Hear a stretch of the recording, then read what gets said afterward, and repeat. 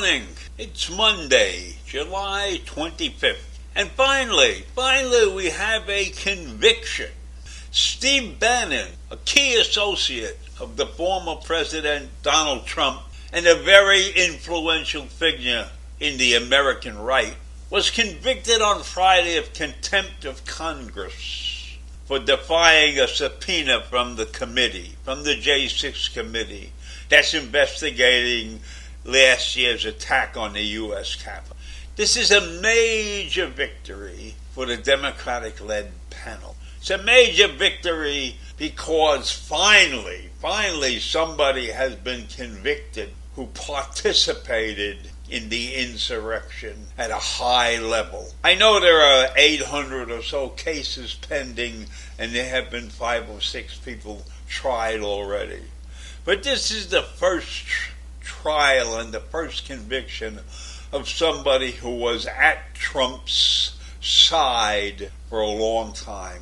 At one point in time, Bannon was Trump's chief of staff, but they had a falling out. He lasted about a year on the job, which is not unusual in the Trump sphere of influence. One disagreement, then you can be gone. Doesn't matter how much good you did or how much ass-kissing you did. You disagree at the wrong time and you're out.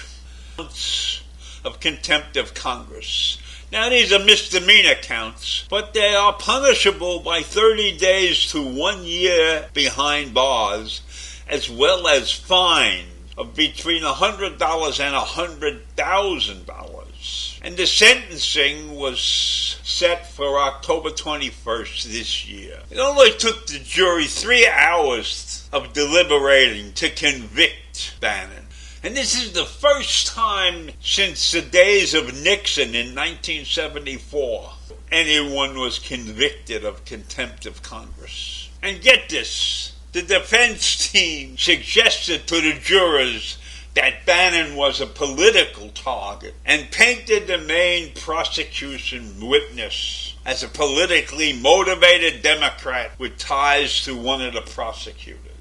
Now, that's a cop-out. That's a major cop-out because we all know what Bannon was doing and we all know what Trump was doing on January 6th.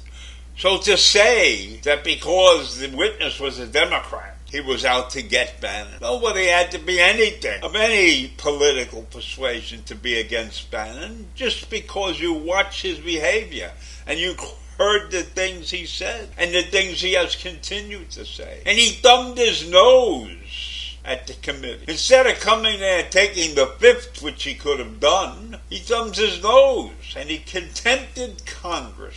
And so he got what he deserved. And it wasn't politically motivated. And one of Bannon's defense attorneys had the nerve to ask the jury why Bannon was singled out. Well, the committee did the right thing. They had to pick out somebody, and they had to pick out somebody who was well known to the rest of the nation. And Steve Bannon stuck out like a sore thumb. He was well known, and he was known as a right-hand man of Trump. So you convict him and show people that you know what's going on and that you're prepared to bring justice to this nation over the insurrection. And if you take some lesser-known person and convict them, you're not getting the national impact that we need to show people that when Congress is looking for information, it's in your best interest to step forward and tell the truth, or else you're going to go to jail. You can't snub them. You can't laugh in their face. This is a serious business that's going on with the J6 committee. And I am terrified that if the Republicans win the 2022 election, this committee will be dissolved, and we will never get to the bottom of taking care of the people who caused this insurrection. And those people are the people who stood with Donald Trump, even though many of them on the day of January 6th attempted to make him change his mind and attempted to get him to call off the insurrection. The mere fact that nobody could stop him from declaring the fraud and backing off that ridiculous notion that the national election was rigged.